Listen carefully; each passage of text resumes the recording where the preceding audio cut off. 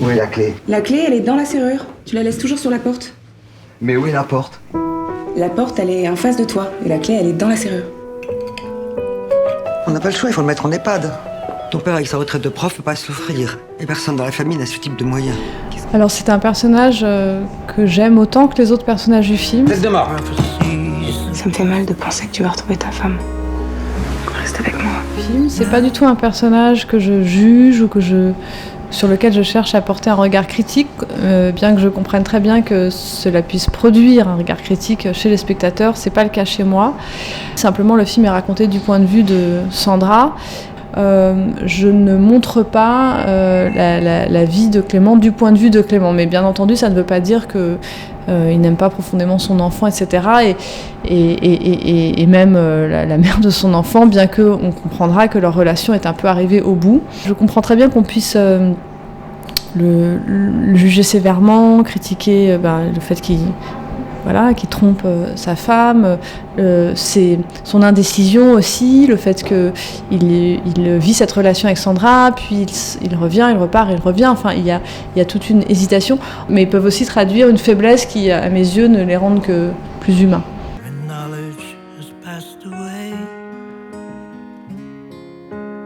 Quand je dis ça, que j'aime tous mes personnages, c'est vraiment pour moi une sorte de postulat de mon cinéma, c'est-à-dire que je crois que le cinéma pourrait vraiment se diviser entre les cinéastes qui peuvent faire des films avec des personnages qui détestent, qui veulent dénoncer, dont ils veulent montrer la bassesse, et puis d'autres cinéastes qui ne peuvent filmer que des personnages s'ils les aiment un minimum. Après, il ne s'agit pas de forcément tous les adorer, de ne leur trouver que des qualités, mais on peut très bien aussi filmer des personnages qui ont des défauts, des faiblesses. Encore une fois, moi je me suis toujours plutôt intéressée à l'humain dans ses fragilités et pas seulement dans ses forces.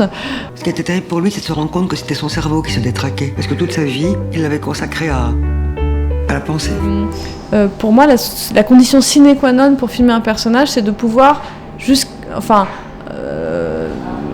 un minimum, je veux dire, sans être obligé de devoir adorer éperdument tous mes personnages, j'ai besoin de pouvoir les aimer d'une façon ou d'une autre, avec leurs qualités, avec leurs défauts. Bien sûr, il y a des personnages dont je me sens plus proche que d'autres, et là, dans ce film, je ne peux que m'identifier à Sandra, de par son âge, de par son histoire, de par les sentiments qui l'habitent. En même temps, je tiens à dire que j'ai fait des films avec des personnages féminins, mais aussi des personnages masculins de différents âges, et que, en fait, à partir du moment où je filme un personnage et que c'est le personnage principal, je me suis toujours identifiée à eux, que ce soit des hommes ou des femmes.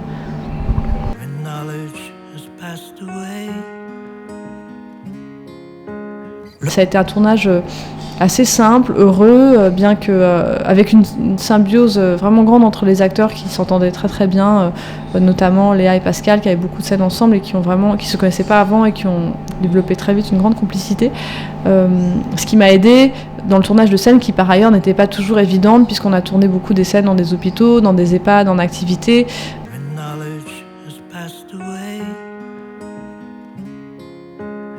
Indissociable, oui, sûrement, et je crois que vous touchez là un point essentiel de mon film. Le film est vraiment parti de là, de ce constat, de cette coexistence et des interrogations que cela provoque chez moi sur comment la vie peut être à la fois si triste et si gaie, et parfois au même moment.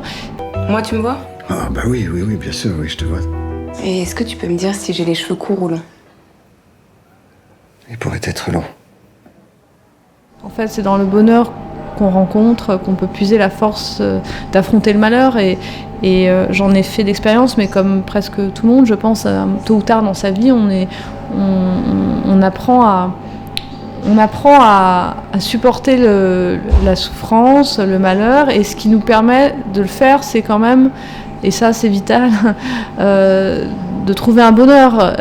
Et le film essaye de parler de cette coexistence-là. Sandra Kinsler, Oui. vous êtes la fille de Georg Kinsler. Oui, c'est moi. C'était un prof génial, ça m'arrive encore de relire ses cours. Pardon. Au revoir.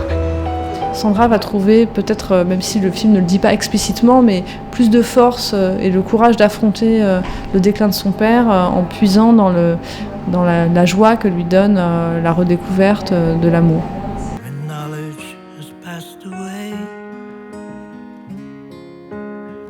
j'ai toujours fait ce choix depuis que j'ai commencé à faire des films de ne pas travailler avec des compositeurs de musique. Ça aussi, c'est une sorte de postulat de mon cinéma.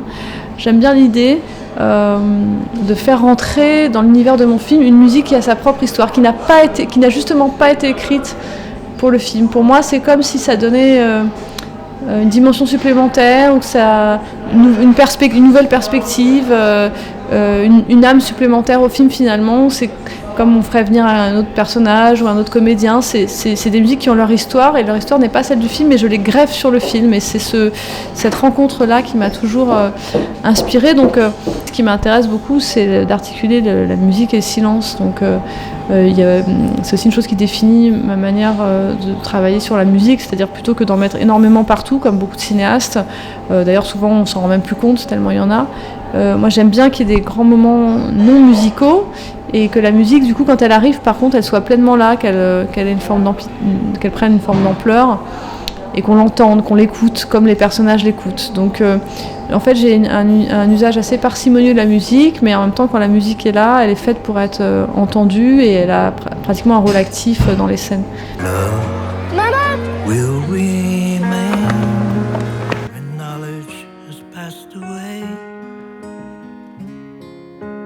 J'adore ce morceau. Il se trouve que je l'ai vraiment entendu dans un EHPAD, donc ça m'a beaucoup marqué, ça m'a bouleversée. C'est à la fois une musique qui pour moi est associée à un souvenir particulier, mais c'est aussi une musique dont les paroles me touchent, elle parle de la passion. Et paradoxalement, j'associe cette musique non pas tant à la relation entre Léa et Clément, bien que ce soit une chanson d'amour, mais plutôt à la relation entre le personnage de Sandra et son père, en fait, comme si à travers cette chanson, cette musique qui est une chanson d'un amour perdu, c'était une façon très indirecte d'évoquer le deuil de son père.